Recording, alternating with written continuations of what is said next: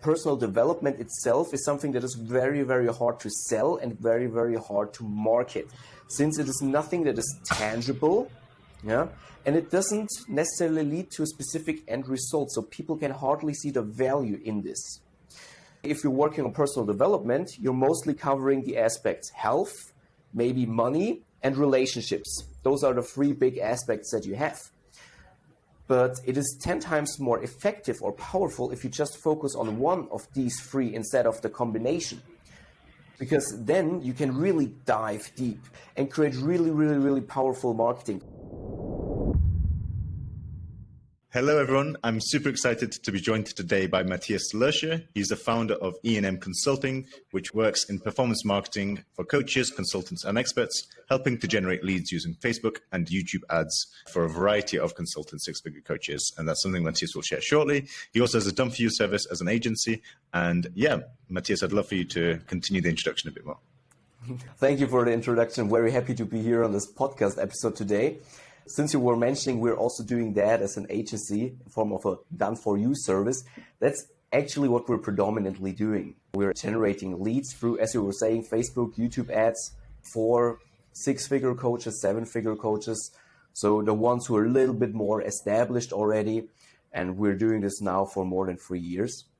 And this was then the point after 2.5 years or so when we started introducing our trainings and also offering this in form of a consulting service. So also smaller companies, smaller self-employed coaches, consultants or experts are able to afford it and learn it themselves. Awesome. And Matthias, we spoke a bit earlier and you told me an interesting story. I'd love for you to share that with the audience about how you started that with a business partner and then kind of how that progressed. So that's an interesting story, yeah. So we originally, my business partner or my past business partner and I, we've both been coaches ourselves. Yeah, we've been through that. We know exactly how it feels like to run a coaching business, to get started with a coaching business. And we know how challenging it sometimes can be to do the marketing, the sales, the fulfillment, all this, especially in the beginning when you don't have a team yet, right? You're wearing multiple hats, right? You have to master your offer, your positioning in a niche market. Maybe getting the first 10,000 per month or something like this. Of course, learning sales and so on and so forth.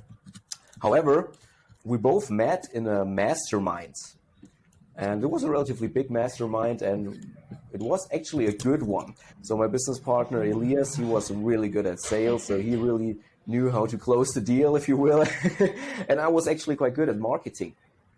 When you run your coaching business, sooner or later, you start identifying yourself more with the tasks that you're doing besides the actual coaching, because that takes up a huge majority of your time, right? Let's say 80% of the time you're doing something that benefits your lead generation or client acquisition. Only 20% of the time, maybe, you're doing coaching with your clients. However, at least for me, I started identifying myself more as a marketer then, because that's what you're predominantly doing 24/7. And he had the sales competence. So somehow we joined our both competences, if you will, and we said, okay, actually, let's help out our colleagues here. He needs some help with marketing and sales. We did not charge any money for this because we had our own business running, right? But somehow we started helping other people with this. And sooner or later, this was the point where we said, okay, let's just test setting up a new offer for ourselves, right? Let's just test running our ad for our colleagues, helping them out, charging a small monthly retainer or so, and see how that goes. The funny thing now was, in the span of just a few months, this was the offer that sold better than our actual coaching offer. So let's say we transitioned into this then and doing this done-for-you service, running ads and as a full-time service, yeah, because it was just more profitable, right? However, we did this till the end of 2021, December 21 or so. We did this together, and then at the beginning of 2022, my business partner just sent me a message at the beginning of the year and said, hey man, I'm very sorry, but I have to quit, right? It's just like, I don't feel like I want to be in business anymore. It's not the job we're doing per se. It's more like I'm looking for something new now. I need to orient myself in a new way, however, which was, let's say, more like a shock for me because we had the clients, right, that we had to take care of. I had no one for sales anymore because he was quite good at sales, to be honest, yeah. And then you're standing there alone and say, okay, now how shall we move on with this? Yeah. Of course, I didn't want to lay off our clients or so. No, of course, I took them and I worked with them till the end of the contract, if you will. But then the question was, okay, how can I move forward with this? If you're listening to this, you're probably trying to build and scale your online business. Am I right? Then we have just the thing for you, and it's free. We're building Pensight to enable people like you to set up your online store and monetize your knowledge via courses, one-to-one sessions, group coaching, digital products, Q&As, and bundles. It's purpose-built for you with bonus features such as video recordings, private notes for each client, Zapier integration, calendar sync, analytics, and much, much more to handle your scheduling automatically, accept payments, and help you scale your business. Check it out at pensight.com.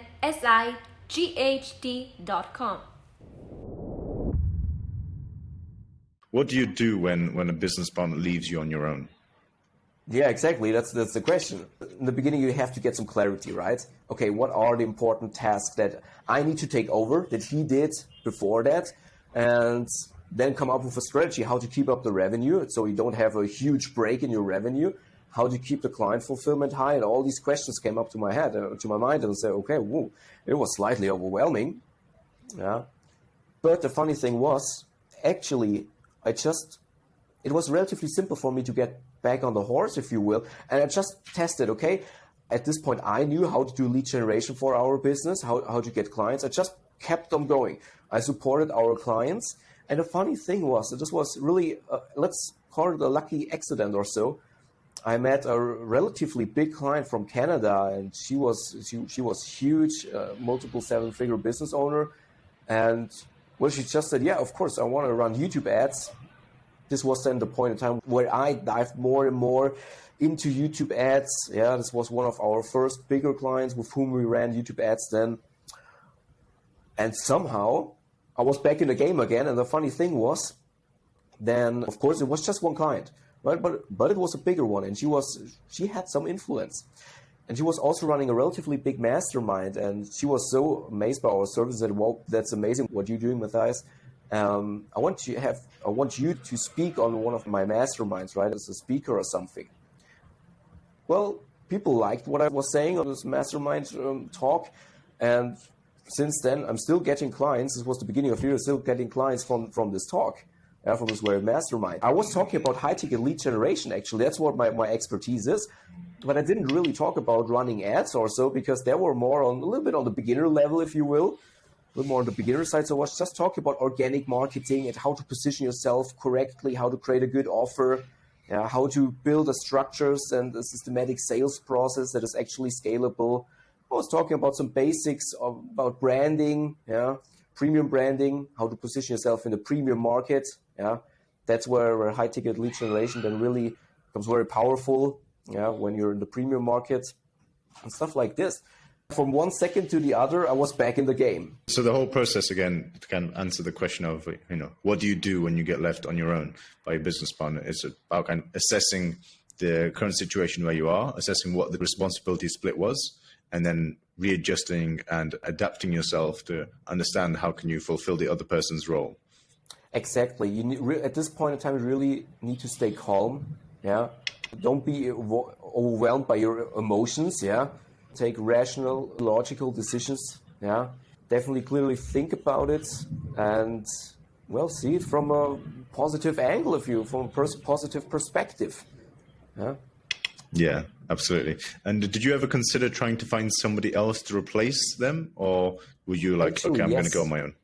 Yes, actually, I was thinking about that, because the first thing that came up to my mind is, okay, I need somebody who helps me with this. But since this was the lucky accident that I found this bigger client relatively fast in this process, I got so confident in my skills again, right, that I understood, okay, actually, you don't need no one here. You can run this business on your own. There is nothing you can't master in your own business.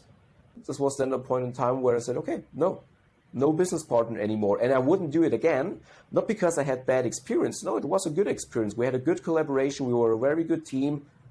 But I now understand you can do this yourself. You don't need no one for this. Yeah? Super interesting. And you mentioned, of course, as well, that kind of the spark for all that. There were two sparks. One was the Canadian client and the other one was the talk that you gave at the mastermind. And you mentioned some of the topics. Would you share some of that today, please? You mentioned organic marketing. What are the kind of things to consider, especially when you're a more intermediate coach trying to get into high ticket sales? The most important factor here is your foundation. Yeah, foundation is then the offer and the positioning.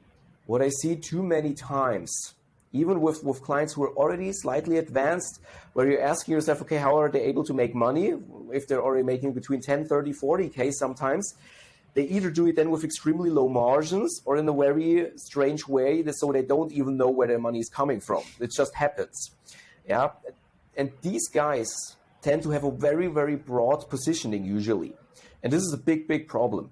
Yeah, because if you have a very broad positioning, you cannot really address one specific audience with specific pain points, and you cannot really deliver your expertise for this very specific offer then, or for this to solve this specific problem. Yeah. So the best foundation that you can have is really a niche positioning then in the premium markets. And once you have that, okay, you know you're serving a specific audience, solving a specific problem, delivering a specific end result to them, then you can have very, very targeted marketing. Yeah. Would you mind giving an example that would be too broad, and then what would be a niche segment in a premium market?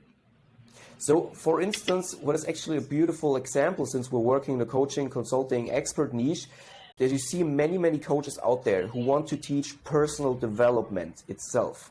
This is a really beautiful example because everyone can relate to this. If you want to become a coach, 99% of the time, your journey is you have either a harsh breakup or somehow you hit rock bottom in your life.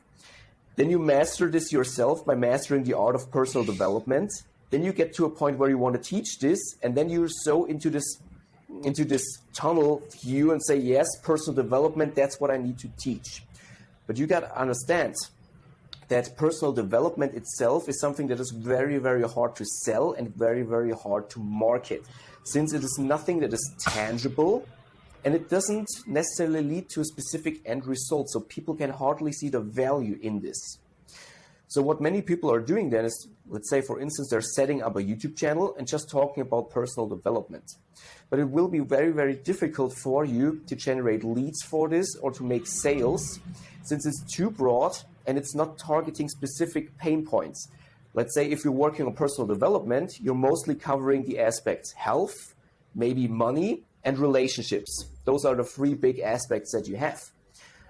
But it is 10 times more effective or powerful if you just focus on one of these three instead of the combination. Yeah? Because then you can really dive deep into the deepest detail, the tiniest detail, and create really, really, really powerful marketing compared to helping everyone with everything. But at the end of the day, you're helping no one by doing this. Yeah? And if you focus now on one of these aspects, let's say either relationship, health, or money, if you will, the financial stability more or less, then you will be able to really create a marketing message that goes very, very deep. And you're able to understand the target audience that struggles with one of these aspects very, very well. Yeah? And this is then when you can start thinking about doing marketing.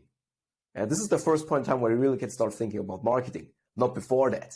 Yeah. So you need to focus on one of these aspects. And then ideally, since you were mentioning, okay, how to do this now in the premium market, ideally, you should focus then on an audience that is relatively affluent. Yeah. You should not do this for everyone. You should do this specifically for an affluent audience for multiple reasons. Firstly, they can afford higher prices. If they can afford higher prices, you typically have higher margins. That's what you need later on than to scale a coaching business. When there's a higher price, there's typically also more monetary leverage. These kind of people who can afford higher prices tend to execute more. Yeah, this way you're leading to better client results. Yeah, you will have better testimonials. You will have more referrals, And not to underestimate, you will have better referrals. And this is a beautiful upward spiral that you can be in. And this is then a scalable system.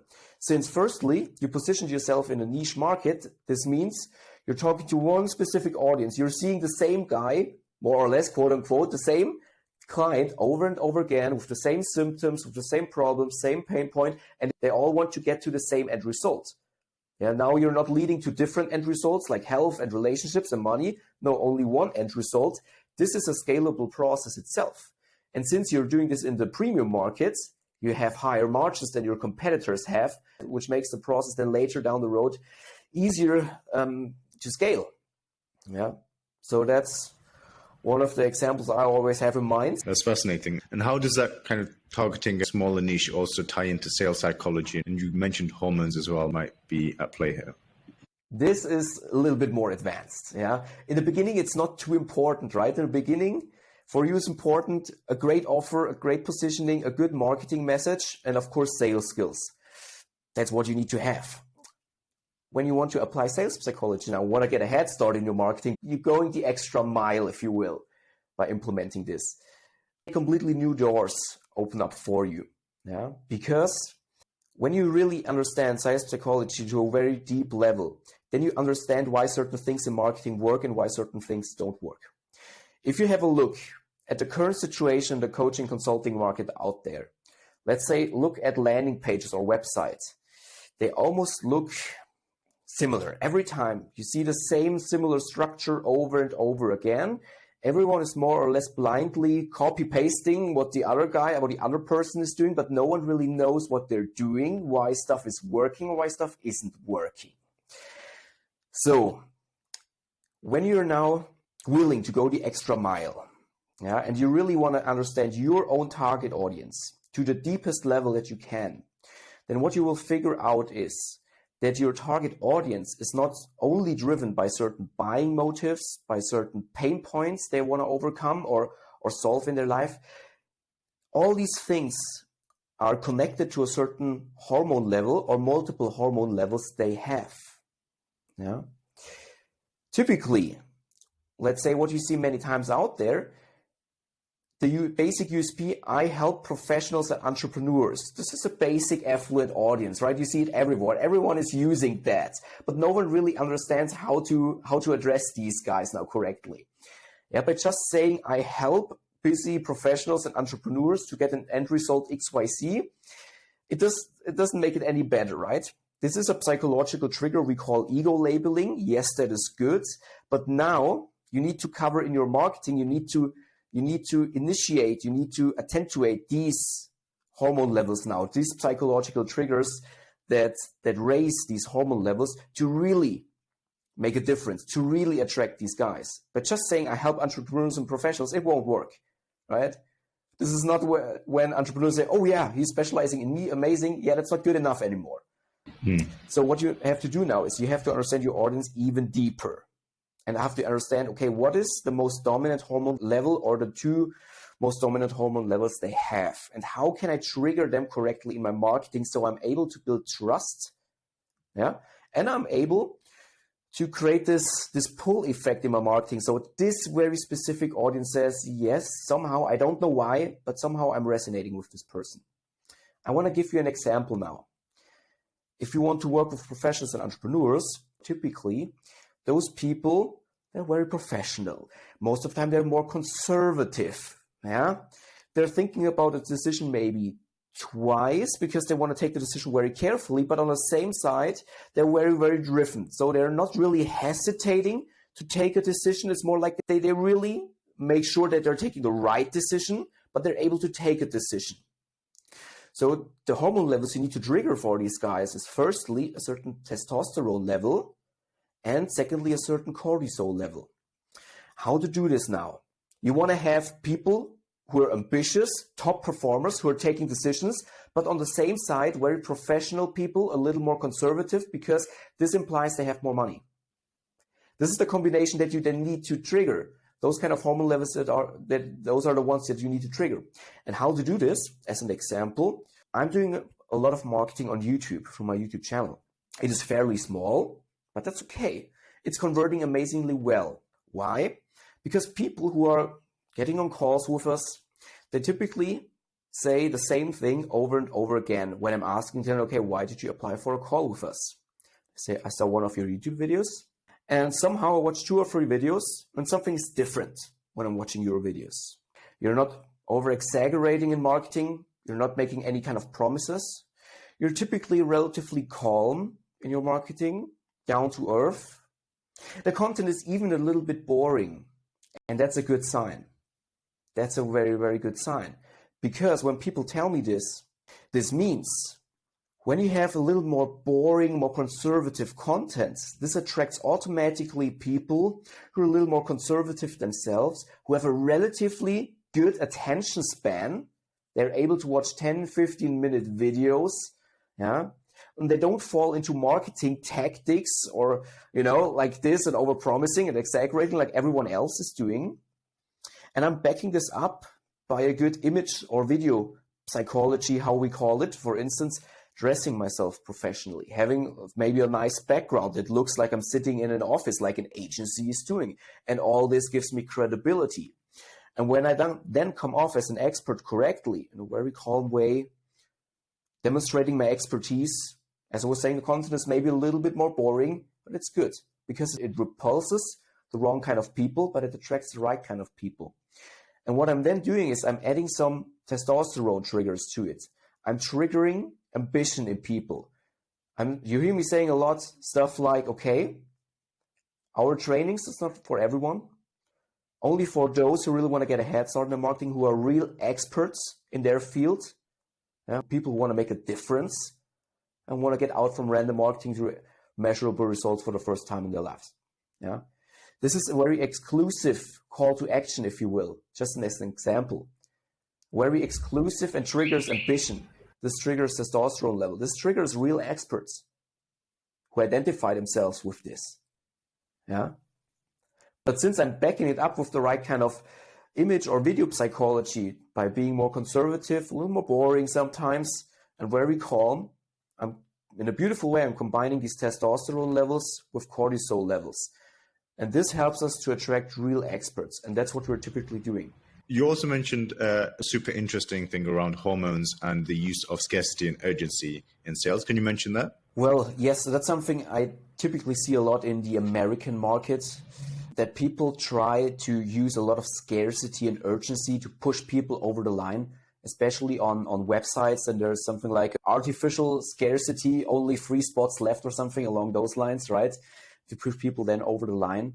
And sometimes you're wondering then why this doesn't work, because it strongly depends on the hormone level of your clients. So if you have clients with very high testosterone or dopamine levels, they typically react on this very, very well. But if you're working with a more affluent, more professional audience with higher cortisol levels, this won't work at all. Due to these higher cortisol levels, these people are anxious already anyways, and you're just amplifying this by using more scarcity and urgency. So we will actually scare them off. Yeah, that's why I'm always saying you really, really have to understand your audience very, very well, because otherwise most of you are using marketing tactics for the sake of using marketing tactics, but you don't really know if it works for your audience, or you're just copy pasting it from someone. Yeah. So it's about matching, really deeply understanding the target and then matching their levels in terms of what they're looking for, the kind of people they are themselves, and also matching that with your own content and demeanor. Exactly. Fascinating. That's already like some advanced tips. Taking a step back, for the beginner and intermediate coaches, you mentioned that Facebook and YouTube is great for scaling up. But before you start scaling up, what are the ways that people can begin with the manual leads generation? Well, of course, if you're really a bloody beginner, you're looking for your first paying customer or client. I still believe manual lead generation, or if you want to call it cold outreach or messaging people, is the best way to go about it for multiple reasons. Firstly, you're in touch with your audience. You're constantly talking to them one-on-one over a messenger on LinkedIn, Instagram, Facebook, however. You need to get this experience. There's no way around it. And secondly, it is for free and it only costs you time in the beginning. In the beginning, you don't have too much money, but you have time, so do it. But please only for the first few paying clients or test clients, if you will, to get some referrals in, to get some testimonials in. You should be transitioning then into organic marketing through content as soon as you can, because this is then, let's say, a more scalable system with a pull effect that brings clients to you. And sooner or later, you either get burned out by messaging, or somehow you will develop certain mindset problems around that, because it's simply a task that no one really wants to do. To be perfectly honest, who wants to do this? No one. So find a way around that. And this is then when it really becomes challenging for the most coaches and experts, because now you step into the cold water and have to do some marketing. And by just posting random stuff on Facebook or Instagram, it won't make the cut anymore. The market is more and more saturated now in 2022. It will be even more saturated in 2023. Everyone is posting the same stuff. If you do not understand your audience on a very deep level, or if you do not know how to communicate with them correctly, this is the point in time where you will start struggling, right? Cold outreach will work for you because it's just a numbers game at the end of the day, always. If you do it correctly, it's just a numbers game. But when you start organic marketing, you will have to learn marketing. But once you master that, you can get relatively far. And the thing now is about marketing that almost no one really talks about. Marketing either fires or it doesn't. Either it works, it doesn't work at all, or rarely leads into any results, or it really fires and you're making money. So the question is, on what kind of side of the fence you want to be standing, right? You want to be standing on the side where you're testing and nothing's working, or really you want to have a marketing that really fires. To get there, it's a lot of testing.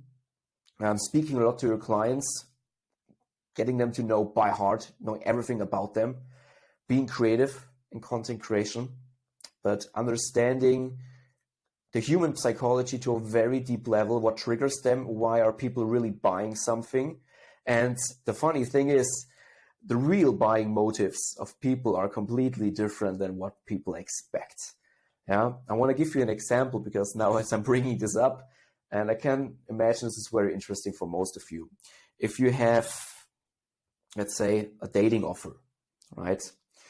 You have a dating offer, you help people to find their dream partner, let's say. By the way, if you position yourself in a niche where you help people to get a fulfilling relationship with a good partner and supportive partner, attracts way more premium clients compared to just saying, I help you get more dates. This usually attracts younger guys who have less money, because professional people who are a little bit older, they want to have a very understanding, supportive relationship, fulfilling relationship. They want to build a family and so on and so forth. Just here as a tip, as a side note.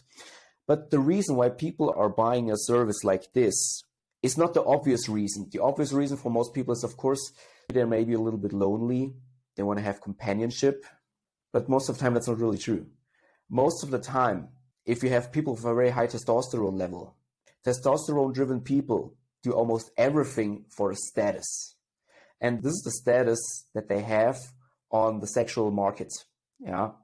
So they want to have a partner in many, many, many cases, not for the sake of having companionship or so. The deep underlying motive is the status they get when they have a good-looking and a really ambitious partner, not necessarily the status they have among other women, yeah, in the opposite sex, the respect they get from other men. It's very interesting. Find a way now how to communicate this correctly in your offer, because this is one of the deepest underlying buying motives that men, for instance, have. How they get perceived by other men by having a good partner. Yeah. It's so interesting. How do you get to those kind of insights, the deeper roots, the drivers of your target audience? Talking to your audience, asking good questions, joining our trainings. Yeah, for instance. No, it's really talking to your audience and being smart. The solution is not only asking questions in order to get data points in. No, it's also, you have to know how to evaluate data points correctly. Yeah. And understanding marketing is understanding psychology to a very deep level. So I can encourage everyone, everyone who's in a coaching sphere, consulting or expert sphere, somehow it's always correlated to personal development, or at least getting a certain head start or leveling up. And this always have to do with psychology, always. Yeah. What motivates and what drives people. Yeah, absolutely. And for the final question, we've spoken about so much, and it's been so interesting. For the final question, for the more advanced coaches and consultants and experts, people who want to scale their business to the next level, they've already got over 30 clients, they want to get to the next level. You mentioned one of the great things that your agency does, and one of the things you're an expert in, is Facebook, Instagram, and YouTube ads. Can you talk more about that? What's the right way to think about it? And what would, for example, a good campaign cost? How do you run a proper experiment? And what should the content be like? That's a difficult question. So the first thing is you need to find the right kind of platform for yourself. Typically, if you want to have faster results, let's say, and you want to get an easy start, let's say if you're a complete beginner when it comes to advertising, then I can recommend start off with Facebook and Instagram. Typically, the algorithms there are working in your favor. You will see results faster than on YouTube. On YouTube, you have to know what you're doing. Yeah, this is a little bit more advanced, but if you got a YouTube channel already and a nice following there, or if you have experience in front of the camera, definitely be confident, test YouTube. YouTube is very, very beautiful because it is a matter of testing ad creatives. Yeah, as long as you keep on testing new video ads on YouTube, sooner or later you'll find a winning one. Firstly. Secondly, the scaling process on YouTube is much easier than on Facebook. So now the second component of this question is then what is the right kind of funnel to use? We have very good experiences for weight loss fitness coachings. Yeah, those are, let's say, 60 to 70% of our clients are in the weight loss fitness niche. And they typically run very successful ads on Facebook, messenger campaigns. It's a very, very simple advertising campaign. There's just an image ad and a copy, and you can get amazing results if you're a beginner. For everyone else who has maybe a little more intangible service, you need more than that. You need something like we call a VSL funnel, a video sales letter funnel. You have an advertising campaign, maybe on YouTube, leading it to a small landing page with a 20-minute video that sells a consultations call with you. So people are able to book a consultation call with you. Those are typically the strongest funnels that we're using, and they work amazingly well if you know how to script a good VSL. It lives and dies with a good VSL then. The campaign structures itself, in the beginning, when you start running ads, they're very, very, very simple, right? You have one cold ad, you're split testing multiple ad creatives and multiple targetings till you find a winning ad with a winning audience, and you just let this run. In the beginning, you're good to go if you do that. For more advanced scaling processes or more advanced split tests, it becomes more challenging, but that's not relevant for most.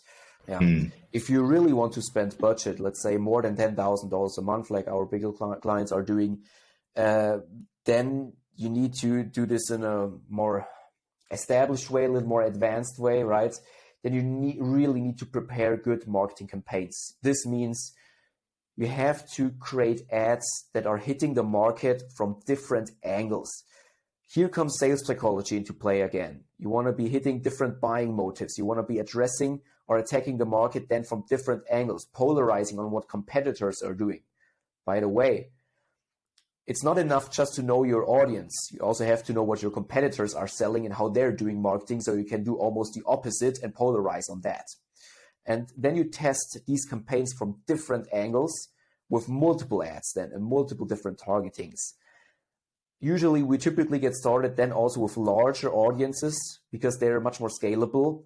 Because we're putting a lot of pressure then into this market and putting a lot of budget into this. So we're getting started with broader audiences because they're then scalable relatively fast. If you're a beginner, start out with smaller audiences who are more accurate, scale slowly.